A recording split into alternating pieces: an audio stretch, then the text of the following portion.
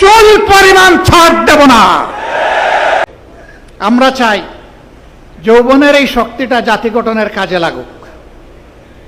আমাদের এই বয়সে যতটুকু পেরেছি আমরা দিয়েছি।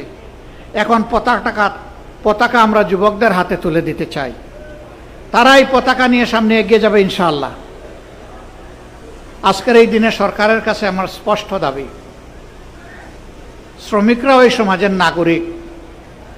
ভোট শ্রমিকরাও আমাদেরকে দেয়, আপনাদেরকেও দিয়েছে।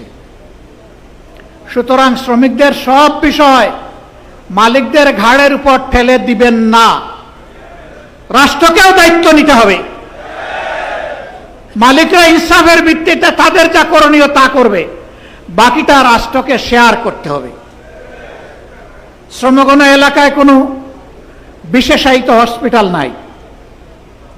দুই একটা সাধারণ হাসপাতাল থাকলেও সেইগুলা চাহিদার তুলনায় কিছুই না। আমরা দাবি করব শ্রমগণ এলাকাগুলোতে অবশ্যই মানসম্মত সাধারণ হাসপাতাল যেমন থাকবে, তেমন বিশেষায়িত হাসপাতালও সরকারকে গড়ে তুলতে হবে এবং শ্রমিকদের চিকিৎসা সঙ্গতভাবে এর ব্যয়ভার সরকার এবং মালিক পক্ষকে শেয়ার করে বহন করতে হবে। কারণ শ্রমিকদেরকে যা বেতন ভাতা দেওয়া হয় তা দিয়ে পেটের জুগানি হয় না, চিকিৎসার খরচ বাঁচাবে কোত্থেকে। পাশাপাশি শ্রমিকদের সন্তানদেরকে মানুষ করার, শিক্ষিত নাগরিক হিসেবে গড়ে তোলার দায়িত্ব পরিপূর্ণভাবে শুধু সরকারকেই নিতে হবে। মালিকের ছেলে মালিক হবে, শ্রমিকের ছেলে মালিক হবে না। রাজার ছেলে রাজা হবে। আমার একজন শ্রমিক ভাইয়ের ছেলে কি প্রধানমন্ত্রী প্রেসিডেন্ট হওয়ার পথে কোনো নিষেধাজ্ঞা আছে? আমরা চাই সেই শ্রমিক বন্ধুটি ভাইটির ঘর থেকে আগামী দিনের প্রধানমন্ত্রী বের হয়ে আসুক। সেই শিক্ষা, সেই পরিবেশ সরকারকে, রাষ্ট্রকে নিশ্চিত করতে হবে। বন্ধুগণ, অনেক কথা ছিল, একটা আজান হয়ে যাবে। এই জন্য আমি আজকে কথা এখানেই রাখলাম। মুক্তির ময়দানে লড়াই হবে। আমাদের অধিকার, জনগণের অধিকার আবার পায়ের তলায় পিষ্ট করার পায় তারা শুরু হয়েছে।